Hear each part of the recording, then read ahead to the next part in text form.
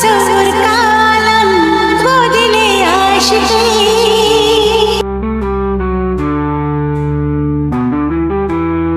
वो तस्वुर का आलम वो दिले आशिकी वो दीवाना मौसम वो तेरी दिल लगी हमको बनाए कर बेकरार वो प्यार प्यार प्यार प्यार प्यार प्यार प्यार ওহ তাসাবুর কা আলম যা ওহ দিল এ আশিকি নামেও পরিচিত হল ঐতরাজ 2004 এর একটি প্রাণবন্ত রোমান্টিক যুগলবন্দি যা প্রথম প্রেমের মুগ্ধ সারাংশকে ধারণ করে।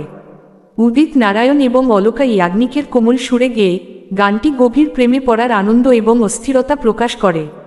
ওহ তাসাবুর কা আলম ওহ দিল এ আশিকি ওহ দিওয়ানা মৌসুম। হিমেশ রেশমিয়ার সংবেদনশীল পরিচালনা এবং সমীরের কথায় সুরটি একটি অন্তরঙ্গ পরিবেশ প্রকাশ করে, শ্রোতাদের কাব্যিক বাক্যাংশে নিমজ্জিত করে যা প্রেমের আবেগময় উচ্চতা এবং অভ্যন্তরীণ আলোড়ন তুলে ধরে।